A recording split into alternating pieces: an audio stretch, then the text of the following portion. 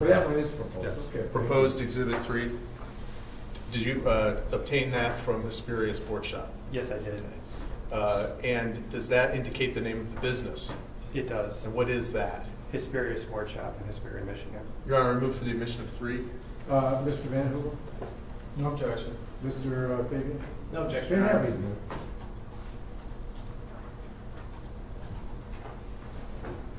The phone number on Exhibit 2, they indicate that that was their phone number. Ms. Jepson stated it was not their phone number. Ms. Jepson is someone who works for or owns Hesperia Sports Shop. She's the daughter of the owner, and she acts as like the accountant slash finance person. And on People's Exhibit 2, the email, is that the email they use? That is the wrong email they use. Now, there are some products listed under the description section of People's 2. Did you make any findings regarding those being listed? I asked Ms. Jepson to write on the copy of the Hesperia bait and tackle, with tackle spelled wrong, whether or not they carry the product or if the prices were accurate. And what did she indicate? She indicated on Garmin Force trolling motor was not a brand we carry, regular and trolling motors. Would you like me to continue? Sure. For a Velexer FLX 28, which is a fish finder, it was listed on the Hesperia bait and tackle with tackle spelled wrong as $952.98. She indicated that they sell it for $749.99. Went on to carry, go on that they do not carry ski do easy load covers or ski do products. Going down to the Climax Series X500 Thermal Lookout, they did not carry this model clam type shanty, and she also indicated that farther down the Strike Master Lithium 40 volt ice auger on the Hesperia bait and tackle with tackle spelled wrong invoice, it was $852.78, and she indicated that their most recent price was $619.99 from the 22-23 year. To put it bluntly, this was not their receipt. They never sold these items. Correct. And what was the amount documented, or the amount sought in this receipt? There was one more item, a Velexer FLX 20, which was listed as $852.62, but they sell it for $509.99. The entire invoice was $8,650.30. They indicated they didn't sell any of these items to the defendant, Ryan Robinson. They stated they sold multiple items, but not the ones that they made notations on. I want to show you, or if you could pull out People's 4, the Menards receipt. And I have that. You have that in front of you? Yes, sir. And again, was this an item that Ryan Robinson submitted to State Farm for reimbursement from the fire in the White Cloud garage? Yes. And did you speak with a representative from Menards? I did. I spoke with manager Tim, T-I-M-M. And this indicates it's from Muskegon. Did you talk with the Muskegon manager? I did. I traveled to Muskegon. And what did they say regarding, first of all, just generally speaking, is this their receipt? They said no.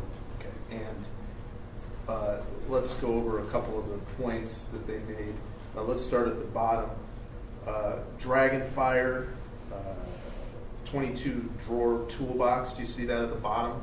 I do. To the tune of $5,300.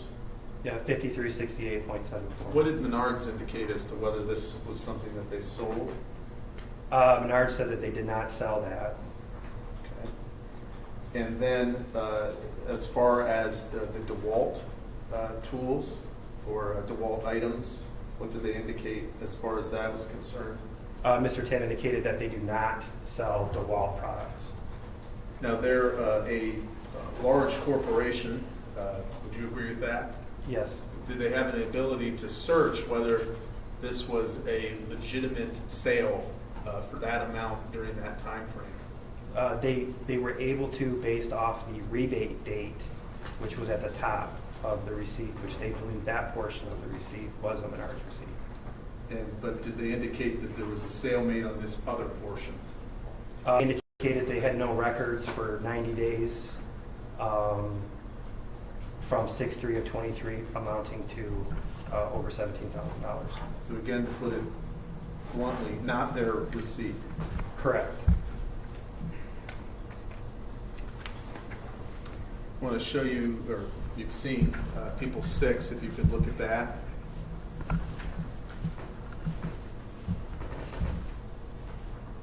Do you have that? I do. And again, is that one of the documents you got from State Farm that was submitted by Ryan Robinson in support of his insurance claim at the White Cloud garage fire? Yes. And first of all, what is the amount? Amount is $8,737.53. For what type of item? It was a Snow Dog HD 80, which is a snowplow. And who was that? Who is this receipt made out by? It indicates it was from KNN Auto Accessories at 1096 North Apple Avenue. There's no city, state, or zip code, and they indicate a phone number. And did you make an inquiry on whether KNN Auto Accessories even existed? Yes, I could not find KNN Auto Accessories. I found a KNN that sold a variety of aftermarket equipment. I could not locate a KNN Auto Accessories in West Michigan. Through depositions, it was described that this was actually in Muskegon, so that narrowed down North Apple Avenue. Apple Avenue runs east and west; it does not run north. 1096 West Apple Avenue is a residential area, and 1096 East Apple Avenue is a field. All right. And this phone number? That phone number, I believe, came back to a woman in the Grand Rapids area, but I'm not sure. I have to look at my report. And did you make some inquiry as to Snow Dog, being who was an authorized dealer of Snow Dog? Yes, I went to Monroe Trucking in Muskegon Township and made contact with Nicholas Monroe, who described himself as the owner of Monroe Trucking. And is your opinion that this is not a real receipt? Mr. Monroe conveyed he's never heard of KNN Auto Accessories. He doesn't know of anyone who is allowed to sell Snow Dog other than him in that area. If you could look at people's, I think it's 5. Did I go out of order again? Pool? Yes, I have that. Okay. And could you briefly describe, there are 2 documents within that exhibit. Could you please explain what the nature of this receipt purports to be? The first page is from the pool factory at 51 Sawmill Pond Road, Edison, New Jersey. It provides a phone number, and the date of that is 10/3 of 2022. And that one was for $5,004.26, and it was for a Molina oval pool liner. And what is the second document? The second document is from the pool warehouse. I can't read the address on the copy, and it was for to Ryan Robinson at 1096 East James, White Cloud, Michigan. It was dated March 4th of 2023, and it's for a Molina oval pool for $5,433.96. And did you contact this pool factory in Edison, New Jersey? I did, and they referred me to the earlier statement that they made to Chad Hellman, Which was what? that they did not believe that this was their pool receipt for a variety of reasons. The address is used for vendors. It's not used for customers. They had no record of Ryan Robinson in their system, and the most expensive pool liner they have is for $1,500, and unless they were able to do more of an examination and find out what else was sold, the $5,004 was unknown why it was that much. And I guess an interesting wrinkle is were you also able to obtain a photo that Ryan Robinson had submitted that said that was the pool in question? Yeah, so Ryan Robinson and Cassandra Cole participated in depositions August of 2023. In Ryan's deposition, he talks about having a pool liner, having it destroyed in the fire, getting a second pool liner, and then selling it to a customer, and then later getting a photo of the installed pool from said customer. And when you obtained that photo, how did you investigate the veracity of that photo? We had written a search warrant for all State Farm documents, and in there was the photographs that were, to my understanding, returned to State Farm after the August of 2023 deposition, and one of the pictures was of a pool. And so what did you learn of that pool picture? I took that pool picture and I entered it into Google Lens, which allows you to search the internet for if that picture exists anywhere else. And it came back to a Facebook posting of a pool installation service in Southwest Michigan. And I learned that the person who installed that and owned that Facebook was a Jerry Bossi. And did he indicate that he had anything to do with Ryan Robinson? He indicated he didn't know who Ryan Robinson was. It's fair to say that that photo was just taken off the internet. It's open source, so you can just search it and you'll see it. Mr. Bossi indicated that he installs pools liners for a living, and he had that on his Facebook page to advertise what he can do. But it had nothing to do with Ryan Robinson. Correct.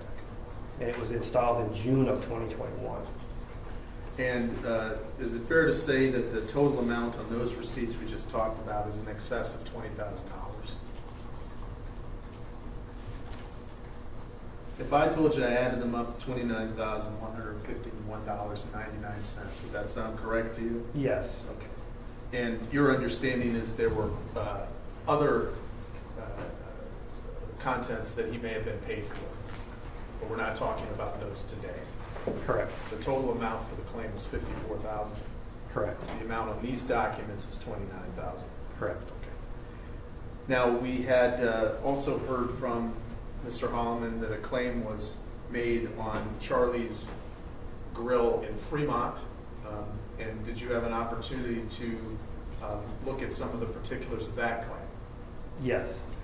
And that was one large claim alone. Would you agree with that? It was over 100,000. Okay, just one receipt? Yes. Okay. Could you please look at People's Admitted Exhibit 7, please? What does that what does that receipt show in general? I guess I'm going to object to this particular line of questioning and document because the case is there's not a charge relating to anything with the other grill in Fremont. Their prior testimony indicated that there was no issue to deny the claim and none was put forth and no further investigation was pursued with State Farm. There was no other counter evidence from Mr. Holloman's about that there was some indicator of fraud other than, maybe they did these other arson fires, so this isn't valid too. We have an evidentiary rule about that. I think it's inadmissible. I think this is way off course because we're talking, this is a preliminary exam only regarding charges before the court today. And there's no charge here. There's no indication of fraud. There's nothing. I think this is a leading off into the weeds. Your Honor, this is count 3. Right. So, And we're aware of it. Okay, I'm going to deny the motion and allow a question and an answer. could you explain generally what this document purports to be? This document reports to be the February 3rd of 2020 purchase of a Frymaster fry unit and a chitwood charbroiler, 72-inch. And did you have an opportunity to investigate whether this is to a real business or not? The top of the invoice reads Mike Restaurant Repairs LLC. So I examined the state of Michigan website, LARA, for any LLCs with that name, and I could not locate one. And the phone number and the email, did that yield any results? I'm not sure if the phone number came back to the woman in Grand Rapids. I'd have to look at my report, but the email came back with no record. And there's no address? There's no address for Mike's Restaurant Repair, including street or town or state. However, in depositions,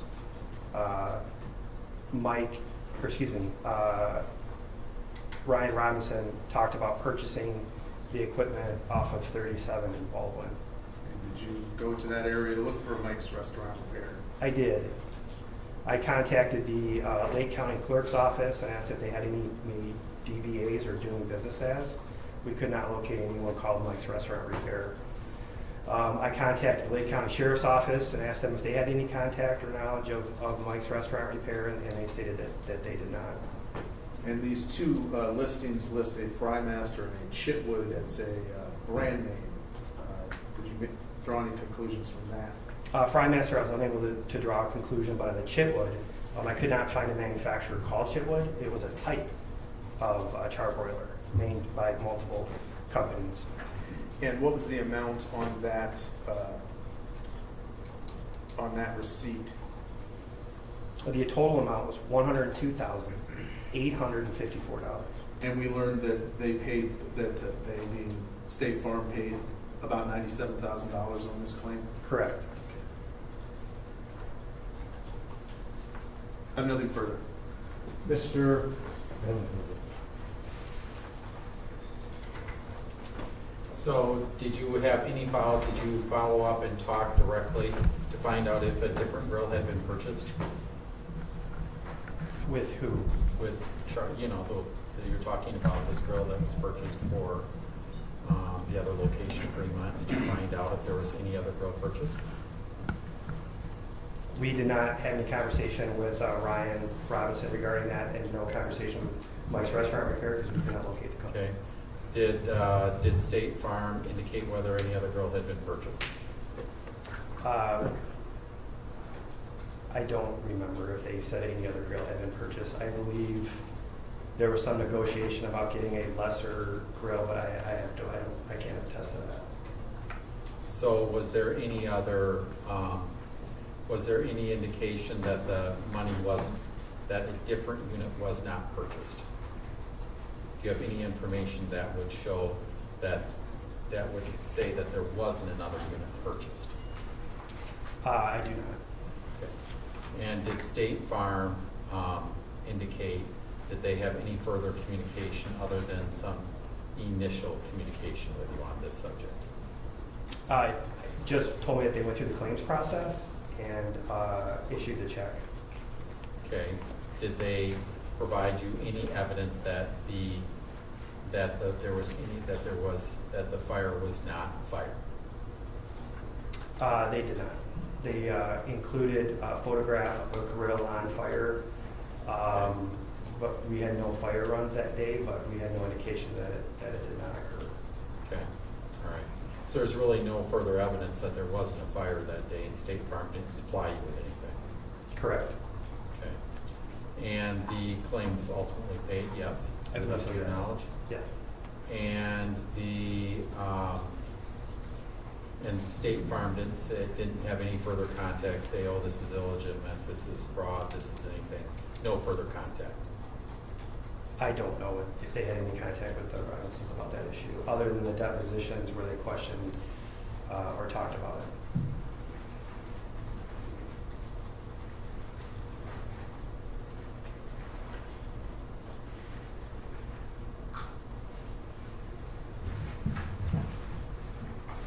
Would it be fraud if they picked a different unit to purchase? No. So if they had a receipt for a different unit, that wouldn't be a problem? If they had a receipt for a different unit, that would not be insurance fraud.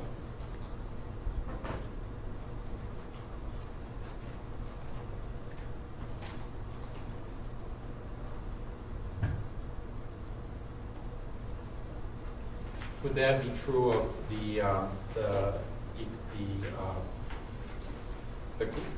garage fire that we were testifying about earlier, the things purchased there too, if there was different receipts for that, would that be fraud? If there were different receipts and there was an explanation for that? If, I guess, can you ask the question again? Sure. Um, Fair enough. If there was different receipts for the things purchased for the, I mean, you talked about Hesperia, bait and tackle, Menards, KNN. If there was legitimate receipts for those items being purchased and the amounts were greater or equal, would that then be fraud as well, or would that just be, oh, something different was chosen? So my understanding for Michigan law is that you cannot submit false or improper information as part of an insurance claim. Okay. So if you had ones that were valid, I would answer that that would not be illegal. Okay. If you're asking my legal opinion. Okay. I wasn't asking your legal Okay. opinion. All right. Just, thank you. Mr. Creedy? Thank you, Your Honor. I should be fairly quick. If I could just reorient a little bit. I know we're talking about receipts and mainly Ryan Robinson, but I want to just talk about the major case team, if that's okay. Yeah, Let me ask you this. You are the chief of the Fremont Police Department. I am. Detective Kevin Kolk is somebody who works with that department, correct? Correct. So you become involved in the major case team. Is that part of your department, or is that sort of an inter-department thing? It's an inter-department thing. Okay. On March 31st, you receive a letter from the White Cloud Police Department, correct? Correct. And that letter is asking you to sort of organize this major case team, correct? Correct. And there are certain goals for that investigation, but mainly that letter talks about investigating the fire at Charlie's Grill here in the White Cloud location. Correct. Correct. As a result of the letter, you organize the major case team, correct? Correct. And then your major case team begins an investigation into what sounds like this receipt fraud and then also this White Cloud location fire, correct? Correct. How big is your department? I know you were here during the cross-examination of Chief Evans. I'm curious about how many personnel work for you. I have 9 full-time and 4 part-time. Okay, 9 full-time for you. Sounds like you did a lot of the legwork, at least on the receipt end of things yourself, correct? I did. Yeah, I did legwork. Correct. Yeah, Google Lens I didn't know existed until you testified about it today. So let me ask this. I talked about with Chief Evans about a meeting that takes place on April 19th of 2023, correct? Correct. That meeting takes place about 2 weeks, almost 3 weeks after that letter, March 31, that activates the major case team to get your sort of team rolling in the global investigation that's happening into the Robinsons. Fair? Correct. All right. What I asked Chief Evans about, and I sort of read from the exhibit, I think it was exhibit, I don't want to be wrong, is it exhibit 11, the MSP report, or is it 10? MSP would be number 11. Okay, number 11. And I read that line from, again, it's not your words, it's the Michigan State Police investigator. This is a meeting where you're present, correct? I am present. Okay, Chief Evans is present. Correct. And then we have, we already talked about this ad nauseam, but there's a prosecutor and there's the 2 investigators, the fire investigators, and even Mr. Holloman is present, correct? Correct. Do you in that meeting say to the fact what the report is saying, which is you're taking over this investigation because there's this view by the Robinsons that Chief Evans is not going to be fair to them? I'm restating it, I can read it exactly, but does that happen in that meeting? We talked about animosity between the Robinsons and Dan Evans, and because I don't know these people, Right. that's why I took over. Okay. Did you say something to the effect of, Fremont, because we don't know them, is taking over the investigation because of that animosity? I don't know if that was the only reason. There was a variety of reasons, one being resource management, trying to stay within our budgets. We were also coordinating with really every agency besides the DNR in Nuevo County to be part of this investigation and bring the information together. Yeah, I noticed there's a series of, you're not the only 2 agencies that are actually involved in this investigation, right? Correct. But fair to say that after 419, Chief Evans remains pretty heavily involved in the investigation, correct? Yes, he was assigned to various follow-up for the White Cloud restaurant fire, which occurred at the 276 South Okay. Charles Street. And I think you were here when you talked about like 60 supplements, 50 plus his, correct? Yeah, it's all right. Yeah. Okay. One other thing, I saw this in Discovery, I'm wondering if you know what it is. There's a major case team executive summary of the investigation. Yes, Did you have a hand in putting that together, or was that somebody else in the major case team? I put that together. All right, so that is, let me ask this, just kind of more broadly speaking, but I read some of the reports and it seems to be in the third person. Are you sort of voice transcribing and somebody else is typing your reports for you, or are you writing your own reports? I'm writing my own reports. I write in the third person just to make sure. Okay, I don't. because I was reading Rodwell did this, Rodwell does that. I didn't know if you were just somebody else was transcribing your, okay, fair enough. So you actually put together this executive team summary, I did. correct? On the very first page of that summary, I'm happy to show it to you if it needs to refresh your memory, but you sort of lay out who the players are. It's who is part of this team, correct? So yes, I do. Yes, who's involved in the investigation, correct? Correct, yep. All right. And then it says, essentially, or that you write, that this was enacted by Chief Evans on 3/31, correct? Correct. Which is the letter that we talked about. Yep. The lead is you, Chief Tim Rodwell, correct? Correct.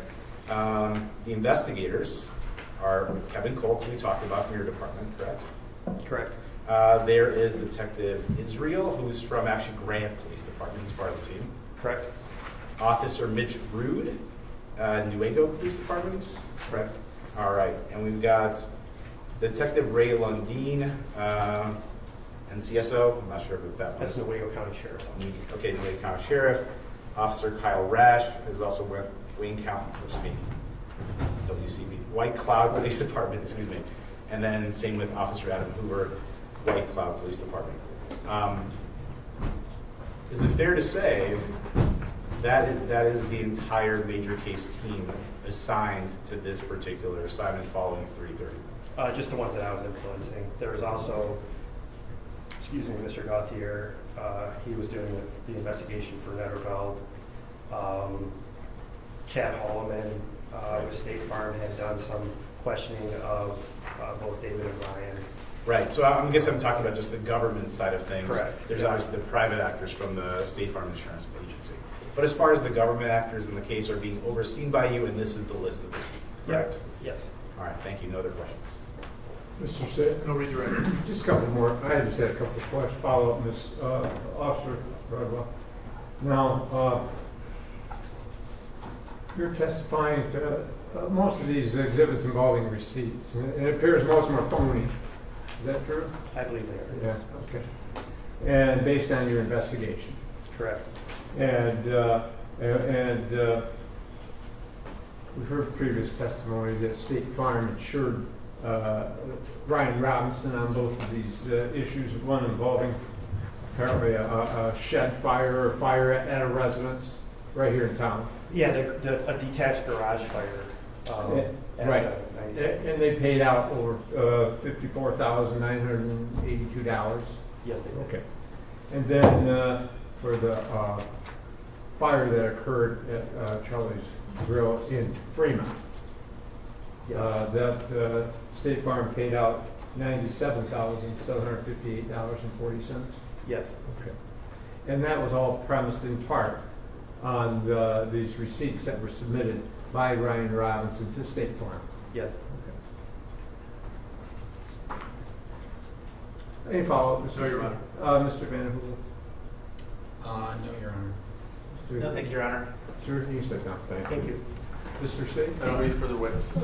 Mr. Van Hool, did you wish to call any witnesses or produce any evidence for today's purpose? One moment, Your Honor. Yes, sir.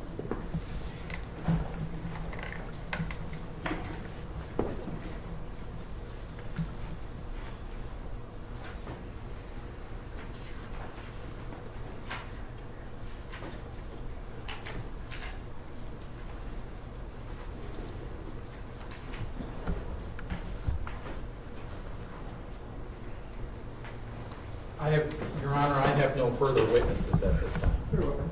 Well,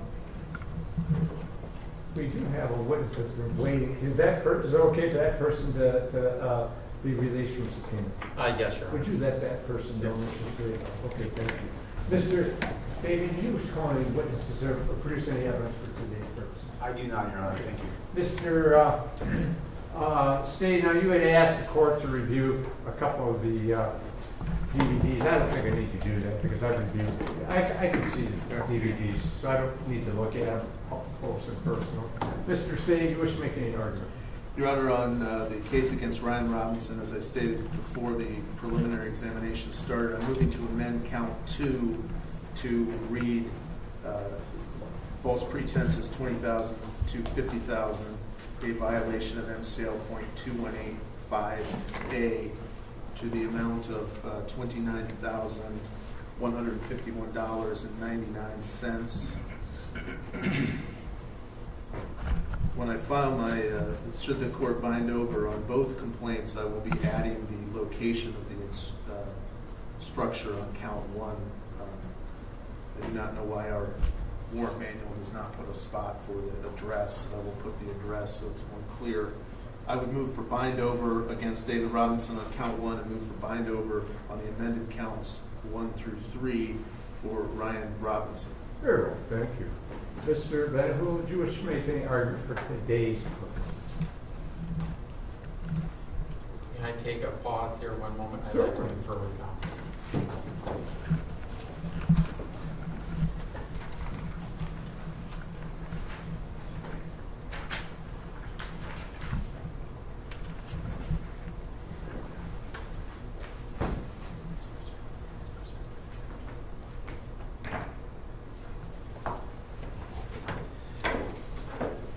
Did you ask me if I had oral Any arguments? argument? I do. Against, or for or against bind over? Probably against bind over. Give me a second here.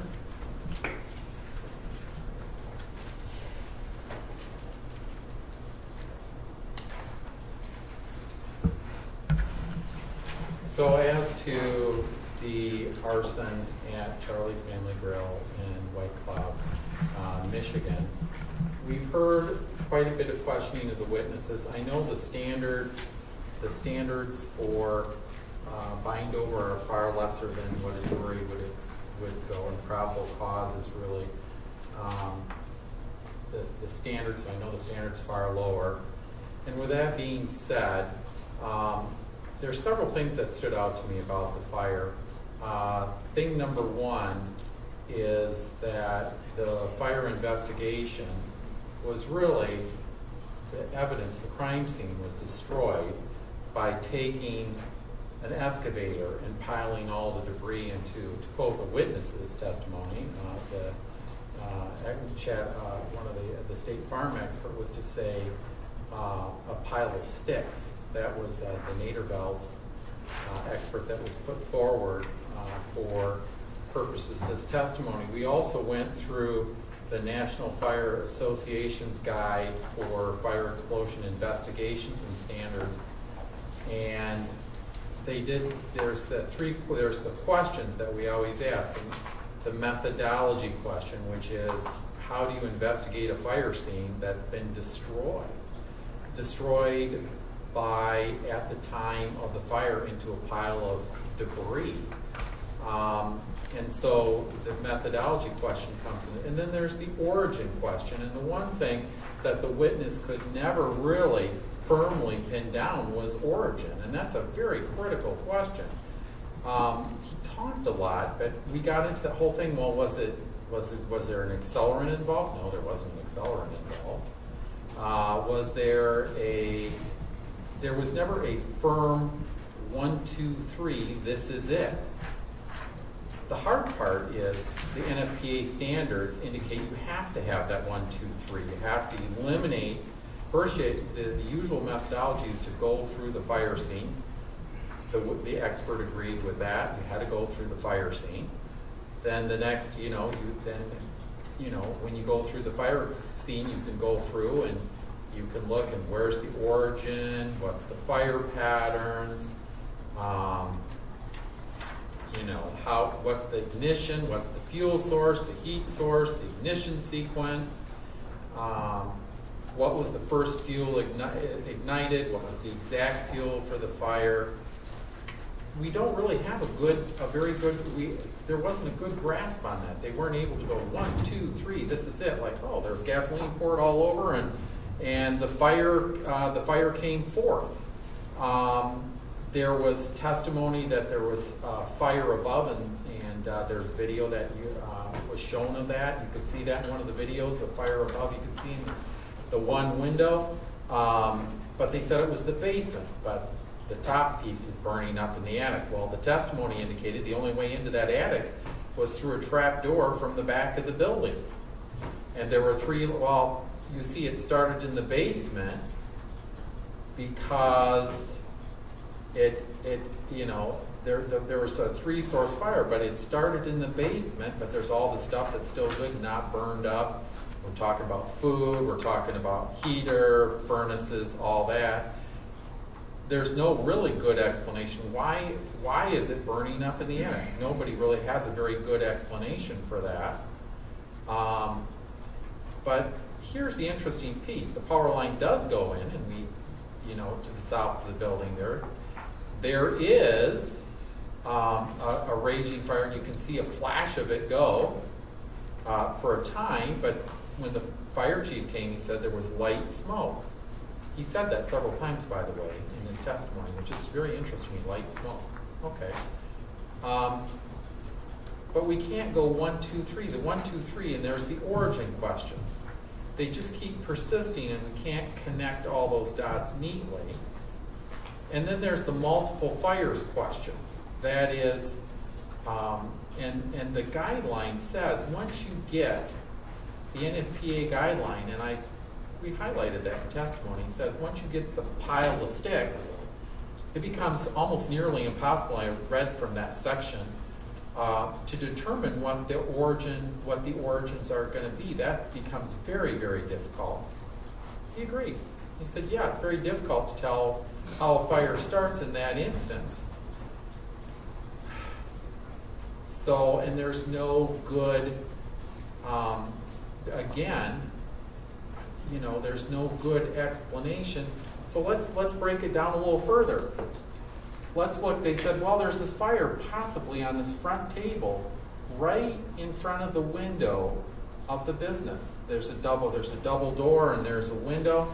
The chief testified early on, yeah, I peered in the window to see, and it looked like it was kind of charred around the window and so forth. Well, common sense, if you were an arsonist, would you light the fire in front of the window, in front of the very front of the business with the double doors and the nice pane glass? Is that where you choose to set the fire? I mean, that's just kind of like a common sense inference. Why would you put that there? That would be like, come on people, let's go. Would you set a fire in a place and set a fire on the front table and and leave within minutes of that fire? Would that make any sense? No, it wouldn't make any sense. There's no sense to that at all. But it doesn't, none of the pattern, the other thing that was interesting, when we went over the testimony and we talked about what are some of the things you have to, because he agreed, the expert agreed, you have to eliminate all the other possible sources of conduction, convection, radiation, flying brands, which we come out as debris coming down. How you have to eliminate all those other causations. Now the fire chief said he saw, the window was crumbled and there was this debris on the front table.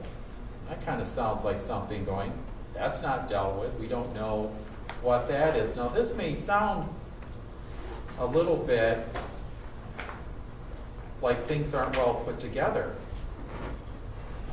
The problem here is using the methodology that the state police testimony said. State police use NFPA. He uses NFPA. When I quoted sections, he knew exactly what I was talking about. Verbatim. I could quote the section. He goes, oh yeah, that's what we do. But it's a guideline. Yes, it is a guideline, but everybody uses that guideline. So then the question becomes, can you sequentially answer those questions? Heat, fuel source, heat source, ignition sequence, fire ignition, the fire pattern with the evidence you have when you've piled it all into a big rump in the middle of the building in a big pile, stick pile, definitively from, without going through, picking through. The thing is, didn't eliminate all the other possible causes. Doesn't really have a fuel source, still doesn't have an ignition source. So, what does that leave us with? Well, they've got to show that there must show enough evidence of each element charged with the offense to lead a person of ordinary prudence and caution to conscientiously entertain a reasonable belief of the defendant's guilt. Problems here, it's a highly technical area. Probably the average Joe probably wouldn't be able to figure this all out. I'll grant that. But they've got to show that to get this, the criminal instruction for this is they willfully or maliciously did it. But how can you do that if you can't even pin what the fire source is? They don't know if it's careless, they don't know if it's accident, they think it's a willful act. Of course, we have an investigator that was brought. He's paid by State Farm. State Farm's the one who called him up. State Farm's the one who activated it. State Farm's the one who sent him up. State Farm paid him hourly. I'm not impugning the man's credibility. I think he's a good guy, but he's paid. The Michigan State Police representative, he at first couldn't conclude. Probably couldn't conclude because it was a pile of sticks, but he's convinced at this meeting where they're all sitting in a group together several months later, or a month later, I think a month later, and that, oh yes, this fire was this, but he still doesn't know what the source of the fire is. I don't think we have the elements even needed to pin the tail on Mr. Robinson or any of the Robinsons because David or Ryan, because there's just no intent. We don't have the elements of the crime. We don't have a malicious intent. We don't have anything that we can really say, yes, this is even a possibility it happened, because we can't make the 1, 2, 3 thing on the fire, on the arson fire, on Charlie's Family Grill here in White Cloud. That's the nature of this. I know the court may bind it over. I know it's a possibility, but I'm arguing that it probably shouldn't bind it over because we just don't even have enough using the experts to get there. The experts can't figure it out. I know a layperson, they'd be lost. As an attorney, I was lost when I first looked at all this stuff. But even as an expert, they can't pin it. How then can we say this is something we can pass forward if we can't even pin it very well? Oh, the Robinsons were there. Oh, the Robinsons' trucks were theirs. Yeah, maybe, maybe not. They couldn't identify the license plates and they couldn't identify the driver. So we've got, and there's other vehicles of similar description. We've got nothing there either, really. Oh yeah, one of the trucks drove home, but those cameras only see around the jail when they drove. That's very circumstantial at best. Weak, very weak. Thank you, Your Honor, for hearing oral arguments on this. I appreciate your time today. Mr. State. Yes, Your Honor. Well, I'll just join my co-counsel. I want to object to the bind over, preserve that for the record. I just want to spend a little bit of time on one element and one element only, and that is that Mr. Robinson, actually 2 Robinsons are charged here, Ryan Robinson and David Robinson.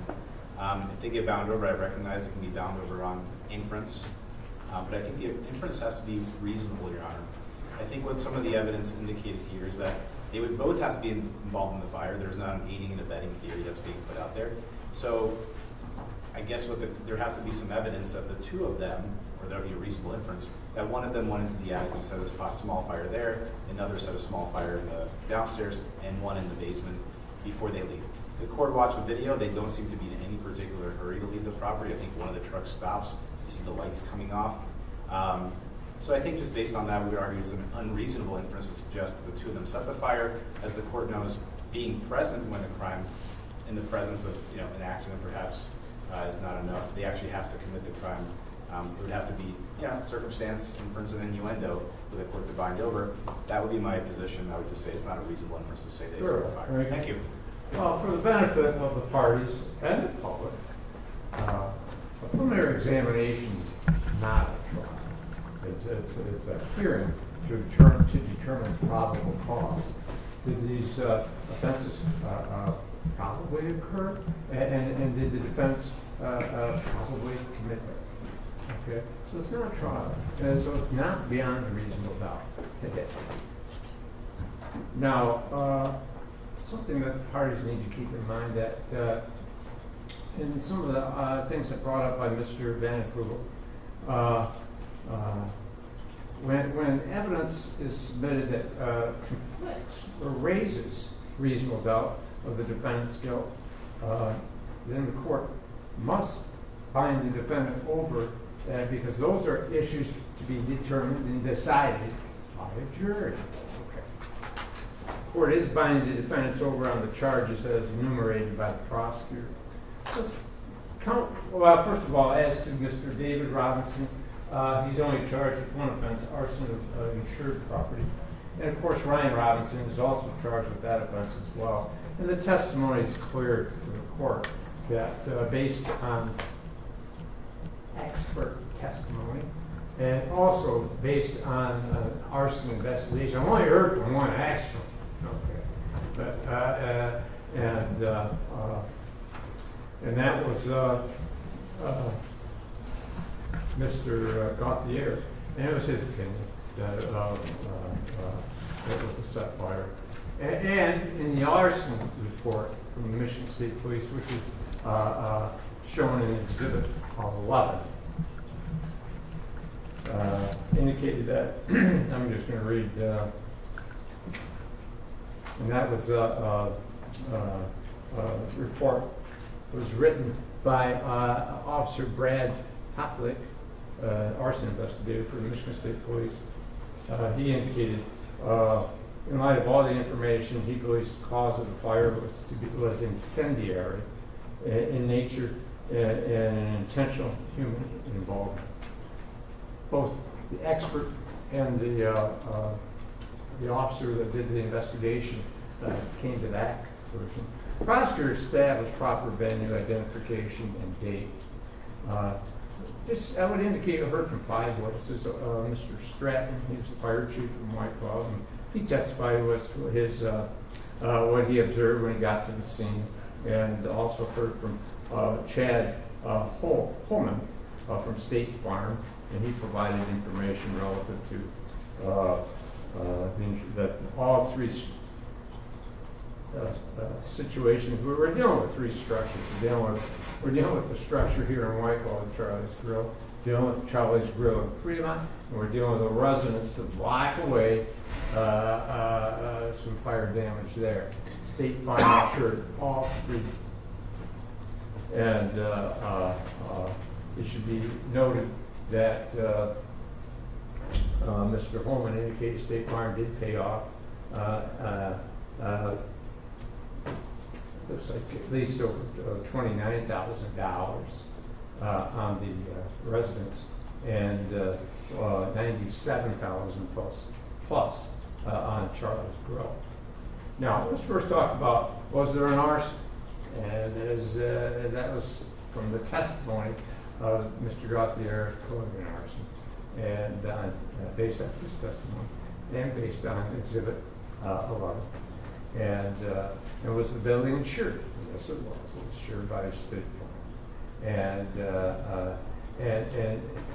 now we get into the willful and malicious part of all of this. And it's clear to me, based on direct and circumstantial evidence, we have videos showing the 2 vehicles leaving the scene within minutes of everything catching on fire, and then within a short period of time return it to the scene. That's clear that from circumstantial evidence that both defendants were involved in malicious or willfully burning the property, and it wasn't true. So both prosecutors established counts 1 on each in that regard. Now on the 2 charges, false pretenses relative to Ryan Robinson, the prosecutor has amended count 2 to read false pretenses $20,000 or more, but less than $50,000, and he's established that. Officer Rodwell went over all these exhibits, which are basically exhibits 2 through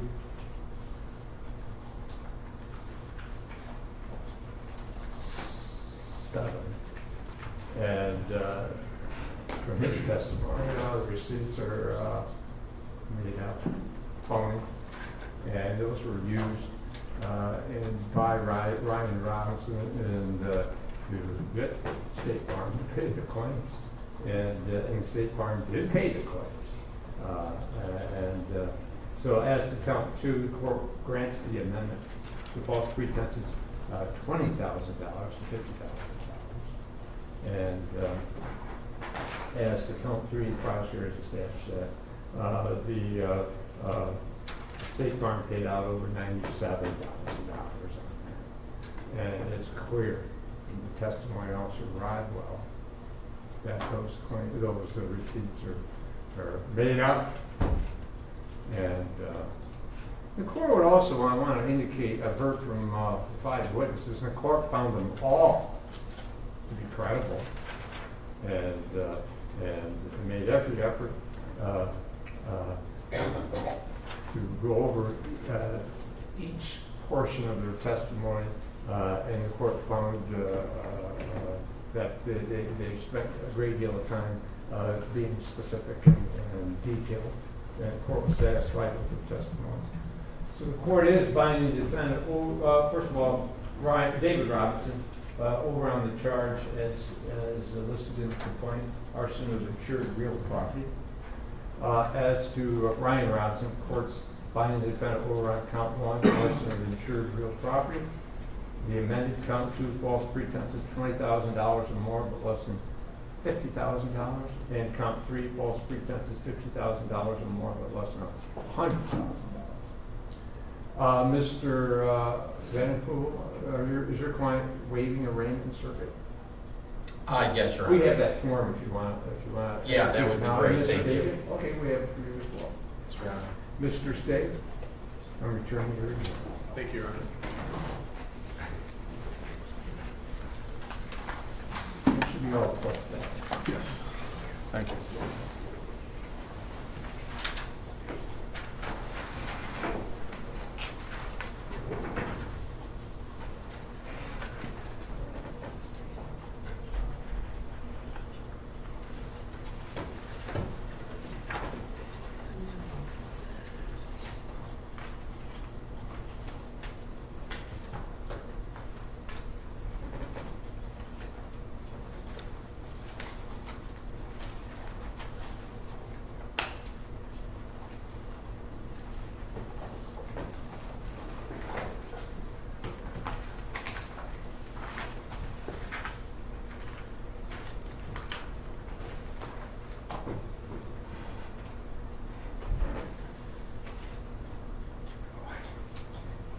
Mr. Favors, you want to bring that up here? I'll Yes, put Your that in Honor. the file, that way you can.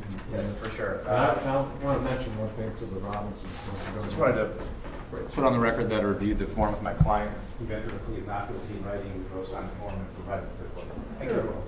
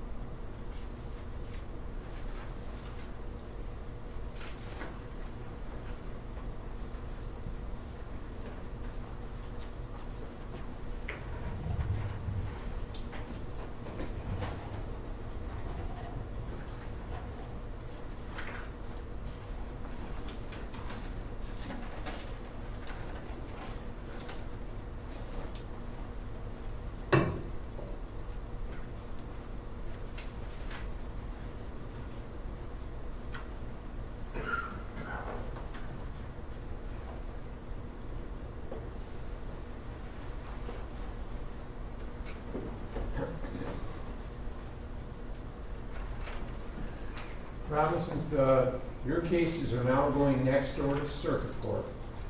Each of you have signed a document, it's called a waiver of arraignment in circuit court. That means you don't need to be in circuit court to have the charge or charges read, or charges and penalty read.